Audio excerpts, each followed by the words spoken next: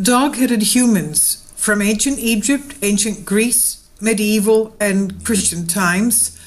We even had Christian saints who were dog-faced. One of them was Saint Christopher. This is an image found in an Egyptian tomb of dog-faced, dog-headed ancient Egyptian god Anubis from 3000 BC. That was the first dynasty of the ancient Egyptians. The reason, though, I'm going into this awesome, fantastic, unbelievable subject is because we're going to deal with demons and extraterrestrials later on in a video after this one. But the dog-headed people did exist. They were known as Xenocephali.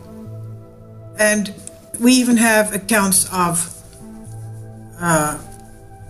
saints existing in the medieval times that were half dogs, in that they had a human head, dog head, and they were called half Hundings.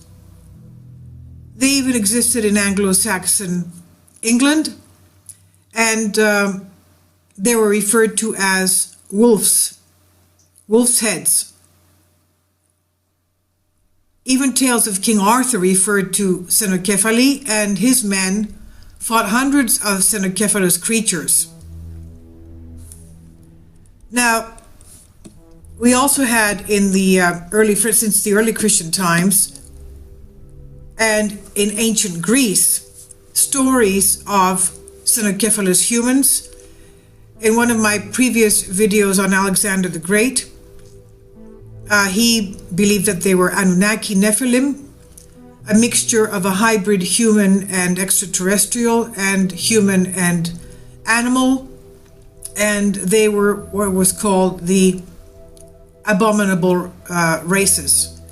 And he was in charge of creating permanent, eternal prisons for them underground. That was one of his missions in what he had to do. And let's not forget that Alexander the Great had a prophecy concerning his mission and his life, and it's to be found in the book of Daniel.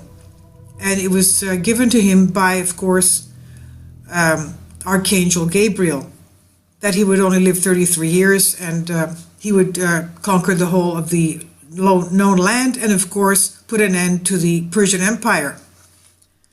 Now, there were, of course, as we said before, people that had dog faces. We see them in ancient Egypt, ancient Greece, medieval times, and we have Christian stories concerning them. Also, Christian priests had given orders to Christians not to marry anyone that had a dog face.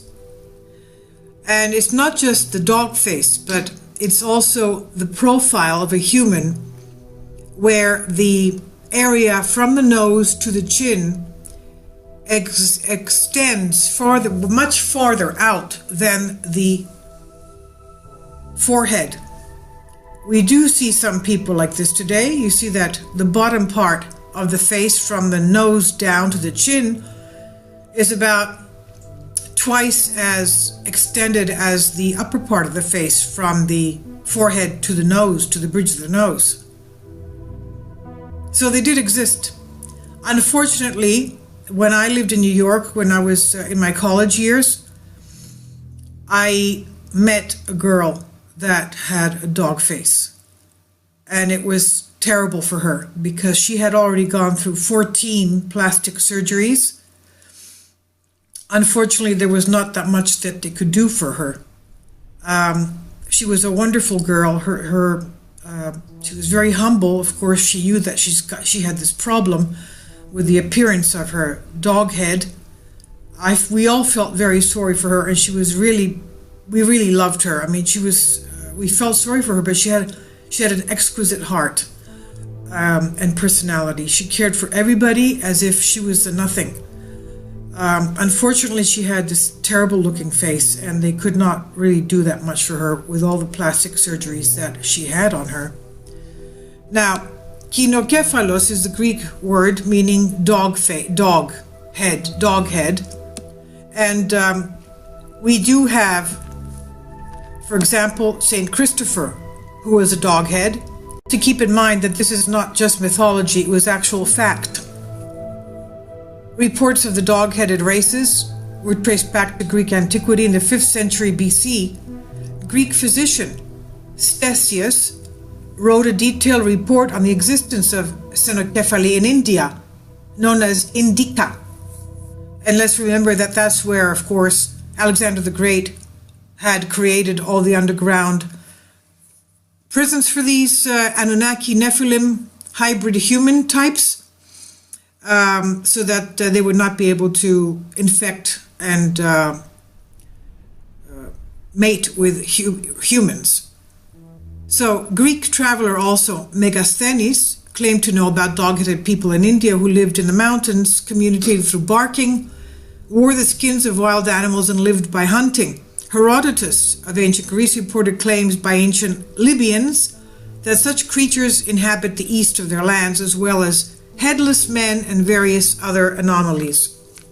The best estimate for the place where the battle between the Argonauts and the Cynocephaly took place is modern-day North Serbia or South Hungary. Also in late antiquity, in St. Augustine of Hippo, he mentioned Cynocephaly in his writings The City of God, book 16, chapter 8. In the context of discussing whether such beings were descendants of Adam, he considered the possibility that they might not exist at all or might not be human, which Augustine defines as being a mortal and rational animal. Homo id est animal rationale mortale, but insisted that if they were human, they were indeed descendants of Adam, he says. Cynocephaly also figure in medieval Christian worldviews. A legend that placed St. Andrew and St. Bartholomew among the Parthians presented the case of Abominable, the citizens of the city of cannibals. Of course, because they used to eat humans, and whose faces were like that of dogs. In Eastern Orthodox Church, certain icons, as we said, identify St. Christopher as the dog head. The background to the dog-headed Christopher is laid in the reign of Emperor Diocletian of the 3rd century, when a man named Reprobus, the reprobator, the scoundrel was captured in combat against tribes dwelling in the west of Egypt, in Kyrenica. To the unit of soldiers, according to the hagiographic narrative, the Lives of the Saints, was assigned the name numerus marmaritarium, or unit of Marmarite, which is just otherwise identified perhaps the same as Marmari or Kyrenikia. He was of enormous size, with the head of a dog instead of a man, apparently a characteristic of the Marmarite. This Byzantine depiction of St. Christopher as a dog-headed man resulted in their misinterpretation of the Latin term Cananeus to read Canineus, as in canine. German bishop and poet Walter of Speyer portrayed St. Christopher as a giant of the Cynocephalus species in the land of the Canaanians, or the Canaanites of Canaan in the New Testament, who ate human flesh and barked. Eventually, Christopher met the Christ child, regretted his former behavior, and received baptism. He too was rewarded with a human appearance, whereupon he devoted his life to Christian service and became an athlete of God and one of the soldier saints. Also, we have the reports of ancient Chinese legends, writings concerning dog-faced humans.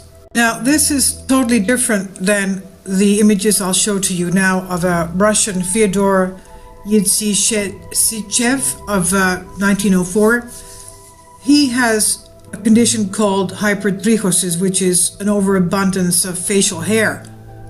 So this is not, however, dog-faced cynocephaly.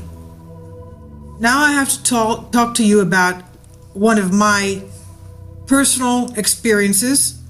About 20 years ago, when I went on a pilgrimage, well, it was a summer vacation actually, but we went to the monastery of Saint Gerasimos of Cephalonia Island in the Ionian Sea towards Italy, facing Italy. It was Vespers, and behind us was a young man who was about 25, 30 years old. His face was the face of a donkey. Not a dog, but a donkey. He was also making sounds that were not at all human. He was sitting behind us, behind myself and my mother-in-law that I went to Vespers with. Not far from this young man who was making weird noises that were not human. It was shocking to us, of course. My mother-in-law and I were looking at each other in bewilderment. We had never even heard of such a thing, that a person could have a human body and a donkey's face. And there was a man not far from him singing very happily, singing the psalms and chanting away while we were listening to the psalms during Vesper services. At the end, the man who had the donkey face got up and went to the priest, where his mother was waiting for him so that the priest could read exorcism prayers over him. The man that was standing not far off from this young man was a middle-aged man, and he says to us, "Oh, you must be frightened at his face. Well, I have to tell you that my daughter," he said to us, "was 10 times worse than him. They used to chain her up with 10 chains of the kind that they have to tie up little ships with, pleasure craft with, and she would bust them open." And he was telling us that, of course, that she was demon-possessed. So it could be that such conditions are also caused by black magic or white magic or brown or gray magic, whatever magic is magic. It's from the evil one. It's not to be dealt with. And of course, we do have our Christian Orthodox weapons of how to deal with this. The man also told us that this young man with the donkey face was much better in the past 3 years. He was a terrible sight to see. 3 years before, he was just not to be approached. It was so bad. So this opens now to our next video, which will concern demon possessions and how demons can change their appearances to not only be looking as appearing angels of light, angels of God, but also take the shapes of UFOs or even mountains or even trees or even just regular people. So I'll leave links below for you for this.